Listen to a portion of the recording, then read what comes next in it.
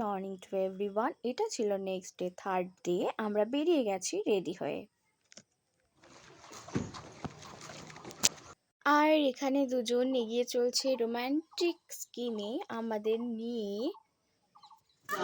Malda Howrah Intercity Express via Rampurhat is arriving on platform number।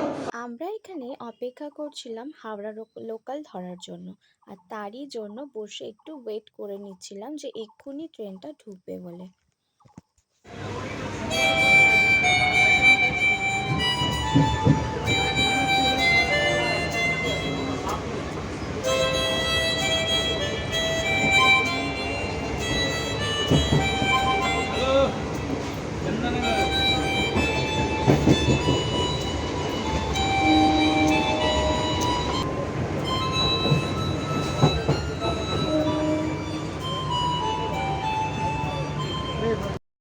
এরপর সমস্ত কাজ সারা হয়ে গেলে আমরা পৌঁছালাম চুঁচুড়াতে। আর চুঁচুড়াতে পৌঁছে শুনেছি সেখানে খাবার নাকি ভালো পাওয়া যায়, কিন্তু ঘড়িতে তখন বাজে ঠিক 5:30 মতো।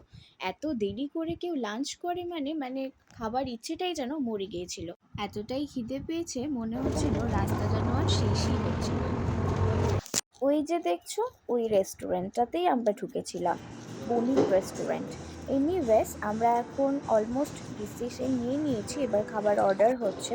অ্যান্ড ফাইনালি আমাদের খাবার অলমোস্ট চলেই এসছে, সবাই ওয়েট করতে করতে।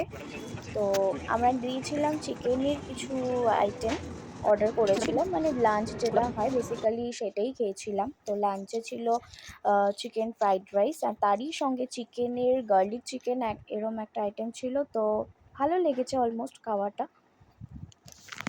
এরপর আমরা বেরিয়ে গেছি সেখান থেকে, প্রায় তখন বাজে 6:30 নাগাদ। টোটো করে আমরা যাচ্ছিলাম ঘাটের দিকে, মানে সেই গঙ্গা পার করে আমাদের এখন নৈহাটি যেতে হবে। তো তার জন্য এগোচ্ছিলাম আর ওয়েট করছিলাম কখন স্টিমার আসবে। তো তারই সঙ্গে এই চারপাশটা একটু ঘুরে দেখছিলাম, আর ওইখানে গিয়ে বসে একটু ভালোই শ্যুট করে সেখান থেকে ওই পার থেকে স্টিমারটা এসেছিল।